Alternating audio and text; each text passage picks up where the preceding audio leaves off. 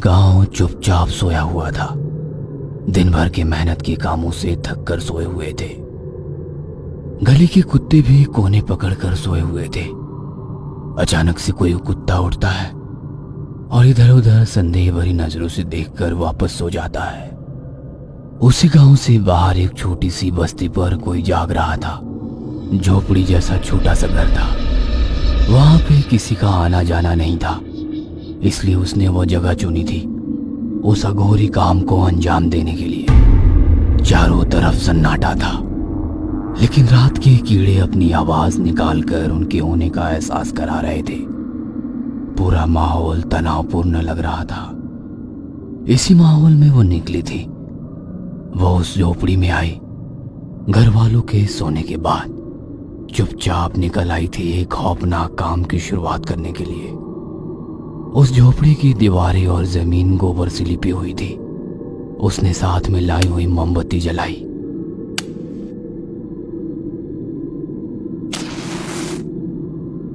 उस मोमबत्ती के उजाले में उसका भोला भाला चेहरा डरावना लग रहा था, लेकिन उस झोपड़ी में जो था वो उससे भी डरावना था।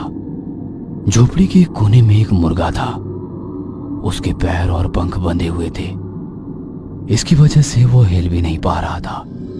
फिर भी जैसे तैसे उसके पेट से गुर्र गुर्र की आवाज निकल रही थी। उसने उस मुर्गे की तरफ देखा। एक अजीब सी मुस्कुराहट उसके चेहरे पर आई। उसने अपने बाल खोले छोड़े और मटके में रखा हुआ पानी सर पर डाल लिया। गीले बदन के साथ किसी मंत्र को बड़बड़ाने लगी। उसने कोयले का टुकड़ा निकाला और नीचे जमीन पर कुछ अजीब सी आकृतियां निकालने लगी। उसने 4 नींबू निकाले। उसमें अपना अंगूठा चुबाकर नींबू फोड़े और चारों कोनों में एक एक रख दिया। फिर उसने उस मुर्गे की तरफ देखा। उसने उस मुर्गे को उस आकृति के बीच में पकड़ा। मंत्रों का उच्चार और तेजी से करने लगी। उसकी आंखें लाल हो गई थी। उसने मुर्गे की गर्दन दबाकर पकड़ी। मुर्गा तड़पने लगा और एक अलग ही आवाज में चिल्लाकर उसने उस मुर्गे की गर्दन मरोड़ डाली। थोड़ी देर तक पैर झाड़कर मुर्गा शांत हुआ। उस मुर्गे के साथ साथ वो औरत भी शांत हुई। पूरा माहौल भी खामोशी से भर गया। लेकिन उसने शुरू किया था एक जानलेवा खेल। मोबाइल की रिंगटोन बज रही थी। उससे नितिन की नींद टूटी। उसने वहीं लेटी लेटी कॉल उठाया। आधी नींद में ही वो बोला, हेलो। अरे भाई, एक गणनापुर का किराया है गाड़ी के लिए, एकदम अर्जेंट है, जाओगे क्या? गाड़ी का किराया सुनते ही नितिन की नींद उड़ गई। वह बोला, हाँ जाऊंगा ना, बताओ ना कहाँ आऊं? तो फिर जल्दी से आ जाओ, हम यहाँ सांगली नाके के पास रुके हैं। उधर से आवाज आई, हाँ अभी चाय पीकर निकलता हूँ। हाँ। इतना कहकर नितिन ने फोन रख दिया। उसने घड़ी देखी तो रात के 3:30 बजे थे। नितिन एक 10वीं पास लड़का था। कहीं नौकरी ना मिलने की वजह से कुछ दिन लोगों की गाड़ियों पर ड्राइवर का काम किया और बाद में अपनी खुद की टवेरा गाड़ी खरीदी। उसने जल्दी से मुंह हाथ धोए और चाय पीकर वो निकला। बस आधे घंटे में वो नाके पर पहुंचा। सामने अमोल खड़ा था। उसी ने नितिन को फोन किया था। उसकी भी खुद की गाड़ी थी, लेकिन वो भी गाड़ी एक तरफ से ठुक गई थी। उस गाड़ी के पास ही 5 लोग खड़े थे। उसमें से 3 बहुत ही तगड़े पहलवान लग रहे थे। बाकी के दोनों 25 के लग रहे थे। अरे भाई, क्या हुआ गाड़ी को? नितिन ने गाड़ी को देखकर बोला, अरे मैं ही इनको लेकर जा रहा था, लेकिन गाड़ी का एक्सीडेंट हो गया ना, तो इनको थोड़ी जल्दी है, अब तुम ही इनको आगे लेकर जाओ। अमोल बोला।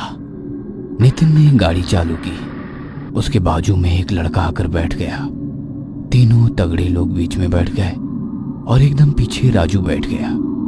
इन सब में राजू एकदम शांत लग रहा था। बिना कुछ बोले चुपचाप बैठा था। अरे रस्सी रह गई यार, तीनों में से एक बोला। नितिन के बाजू में बैठा हुआ मोहन उतरा। उसने अमोल की गाड़ी से रस्सी निकाली और नितिन की गाड़ी में रख दी। रस्सी 2 इंच जितनी मोटी थी। ये रस्सी किस लिए है? नितिन ने पूछा।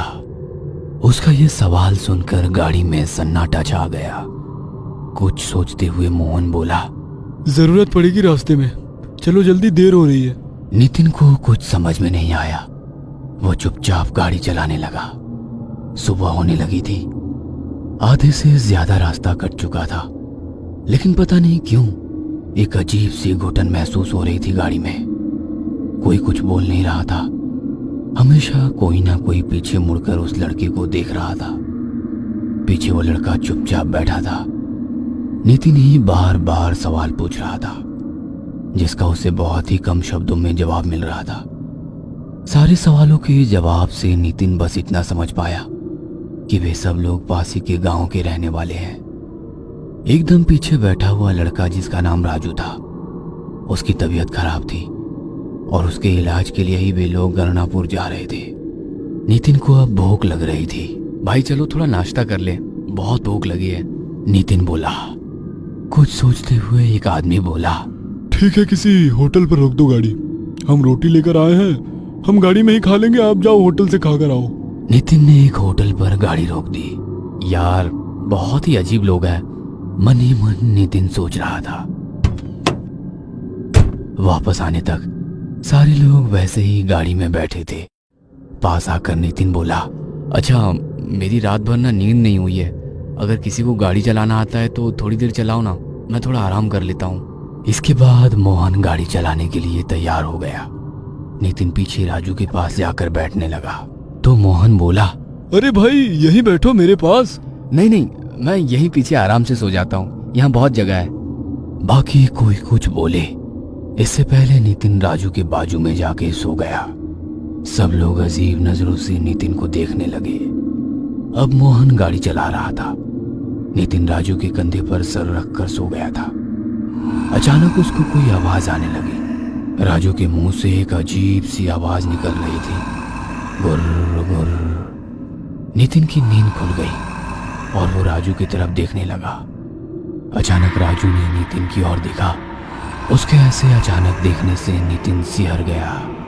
तभी राजू की आंखों की काली पुतलियां ऊपर की तरफ घूम गए और उसकी आंखें पूरी तरह सफेद दिखने लगी।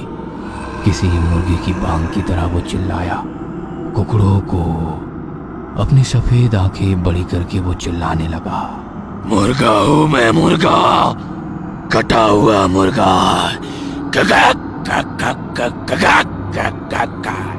उसको ऐसे चिल्लाते हुए देख नितिन डर कर गाड़ी की बीच वाली सीटों के ऊपर से उन तीनों लोगों के ऊपर आ गया। लेकिन उन तीनों लोगों को राजू के ऐसे व्यवहार की शायद आदत हो गई थी। गाड़ी को रोक, गाड़ी को रोक। उसमें से एक बोला, रस्सी लाओ। और कोई बोला। मोहन ने रास्ते के किनारे गाड़ी रोकी। वो तीनों लोग उतरे और रस्सी से राजू को बांधने लगे। शरीर से राजू दुबला पतला था, लेकिन पता नहीं कैसे उसके अंदर बहुत ताकत आ गई थी। पहलवान लोगों पर भी वो भारी पड़ रहा था। उसका चिल्लाना जारी था, मुर्गा हूं मैं, मुर्गा, कटा हुआ मुर्गा। तीनों ने मिलकर उसको रस्सी से बांध दिया और उसके मुंह में कपड़ा ठूस दिया। वापस सब गाड़ी में बैठ गए। मोहन जल्दी चलो। बैठते हुए वे बोले। नितिन तो डर के मारे पसीने से भीग गया था। ये क्या हो रहा है, उसे कुछ भी समझ में नहीं आ रहा था। अरे भाई क्या हुआ है इसको? पता नहीं, पिछली अमावस की रात से ऐसा कर रहा है। रात को अचानक उठकर ऐसे चिल्लाता है। हमें शक है कि किसी ने काला जादू किया है। नितिन को अब पता चला कि रस्सी क्यों लाई थी। गाड़ी में अब पूरा सन्नाटा था। गाड़ी गंगनापुर पहुंच गई। मंदिर के पास आते ही राजू शांत हो गया। उन्हें दोपहर की आरती के लिए रुकना था। नितिन ने देखा कि उस मंदिर के बाहर राजू के जैसे ही और भी लोग थे और उनके साथ उनके रिश्तेदार भी थे। दोपहर में आरती के लिए सब अंदर जाने लगे। मोहन नितिन को बोला, देखो आप मत आओ, आप यहीं गाड़ी में आराम करो। लेकिन उसने सोचा, अगर यहाँ तक आ ही गया हूँ तो क्यों ना भगवान की आरती में शामिल हो जाऊं। आरती शुरू हो गई। तालियों और घंटियों के साथ मंत्रों का उच्चारण होने लगा। वहां राजू जैसे आए हुए लोग जगह पर ही झूमने लगे। कुछ औरतें थी, कुछ लड़कियां थी। सब चिल्ला रही थी शायद दर्द से। क्योंकि भगवान के मंत्रोच्चार से उनके अंदर के भूत को तकलीफ हो रही थी। अचानक एक औरत बाल खुले छोड़कर नितिन की ओर भागती हुई आई। नितिन डर कर पीछे हट गया। वो औरत दौड़ते हुए मंदिर के आंगन में जो खंबे थे उसकी ओर भागी। वो औरत खंभों पर चढ़ने लगी। वो इतने आराम से ऊपर जा रही थी मानो उसके पैर खंभों को चिपक रहे हो। ऊपर चढ़कर वो बीच वाले खंबे पर उल्टा लटकने लगी। देखते देखते उस खंबे पर बहुत सारे पीड़ित लोग आकर चिपक गए। राजू भी वहीं लटक रहा था। नितिन ये सब देखकर डर गया और वो वहां से भागकर सीधा गाड़ी में जाकर बैठ गया। थोड़ी देर में सब लोग वापस आ गए। राजू को देखकर नितिन दंग रह गया, क्योंकि अब वो मुस्कुराता हुआ एक आम आदमी लग रहा था, हंसते हुए बातें कर रहा था। उसको देखकर यकीन ही नहीं हो रहा था कि यह वही राजू है जो कल रात चिल्ला रहा था। सब लोग अपने गांव वापस आ गए। ऐसा कहा जाता है कि जब किसी व्यक्ति पर काला जादू किया जाता है तब उस व्यक्ति ने अगर उस पर इलाज करा लिया तो जिसने काला जादू किया है उस पर ही इसका बुरा असर होने लगता है। ऐसा ही कुछ हुआ उस औरत के साथ जिसने मुर्गे की गर्दन मरोड़ कर काला जादू किया था। अब उसको ही तकलीफ होने लगी थी। फिर उसने एक फैसला लिया।